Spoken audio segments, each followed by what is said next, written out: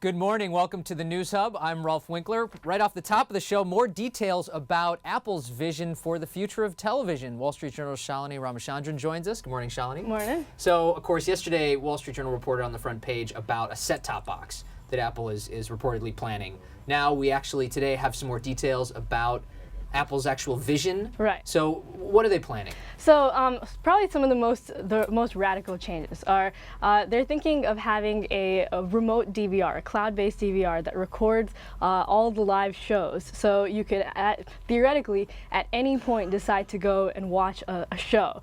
Now, presumably from any Apple device too. Right. Yeah. And you can start it over, after the time it's supposed to air. And I think Time Warner Cable has this thing called Start Over, which you can do, but only during the viewing window. So from 8 to 9, if the show's airing, I might do Start Over in that time. Okay. Right. There are some other features though too, right? A different interface. Yes. It'll look like an iPad. Yeah, they're thinking about having apps, a guide full of apps, rather than your normal scrolling guide that a lot of people don't really like very much. Okay, and some social media features would also be part of this. Right. So the screen might sometimes be able to contract so that you could see Twitter or Facebook, and you could share a TV show. Now, again, we're talking really about a set-top box. I mean, are people going to want to buy another set-top? I mean, what makes this one different and better than, say, a TiVo? Well, so which itself, by the way, hasn't. I mean, it's a neat device, but does it sell that many? No, it hasn't. And, most of the set-top boxes that are out there are things that are leased out by the cable operators. And people may not want to spend hundreds of dollars, possibly, to buy an Apple TV device, a new set-top box. But if it's cool enough, possibly this could be a way for Apple to get into the TV business. Yeah, because, of course, like you said, I mean, right now you can get a DVR from the cable company for $10, $15 a month max, probably. Right. And sure, I guess the payoff period, if you bought a set-top box instead of that, would be a couple years, two to 3 years. But it would limit the amount that Apple could really charge for it. Exactly. Now, right. Of course, this is far from a foregone conclusion because they have some pretty challenging negotiations going on with not only cable companies, but now we know also entertainment companies. Right, and I mean, especially to get the rights to be able for a customer to access a show at any point. That's a lot of rights that they need to negotiate with the media companies for, because cable operators do not have that capability right now. And what is the big roadblock with, first of all, the cable companies?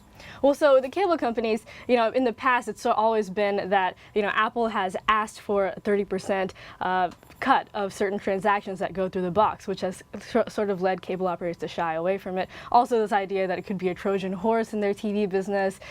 Customers could associate TV with Apple rather than their cable company. That's the cable operator. They become the dumb pipe, and then right. Sort of, not unlike the phone business, where Apple is the one making a ton of the margins on the phones themselves. But this one is a lot more challenging, isn't it? Both not only the phone business, but really the music business. I mean, I always think back to, I'm going to plug my own piece. We wrote a Heard today about this, a Heard on the Street column. But for me, the music business, when Apple got into that, I mean, it was already broken, right? I mean, piracy had already decimated what was left of the music business. Right. And so people already had MP3s, right? And they needed something to play it on. Apple provided that. And then the music companies came to them hand in hand and said, please fix our business. We'll give you our content for iTunes. But that's not true. You can't say the same about the TV business right now, because it's still this is over $40 billion industry. The media companies are still very tight with the cable operators. I mean, and there's a slight crack of online video that we see with Hulu, some major media companies supporting video content on there. But you don't see a whole lot of. Piracy exists. That's out there, but you don't see it broken yet. Yeah, I mean, why would they want to work with Apple? I mean, what is the? I mean, I guess answer that question. I mean, why is it in their interest, the cable companies or the entertainment companies, to actually go ahead and say, all right, Apple, we'll let you into our the hen house, the fox in the hen house, really? Sure. I mean, unless you really, if you're a cable company or a media company, if you really think that online video is going to become a huge threat and that, interfaces, cool, new, younger interfaces are going to come up online that will, make the set-top box interface obsolete, perhaps you're thinking, all right, well, maybe a partnership with a tech company right now is going to lead us to better futures. In 5 years from now, maybe customers may want that and maybe look for that online if we don't go to it first. first. Okay, great. Shalini, thank you so much for joining us. Of course, stick with the Wall Street Journal. Your reporting, Jessica Vassalero, Sam Schechner have been all over Apple's plans for TV, so definitely stay with us. Thanks again. Thanks.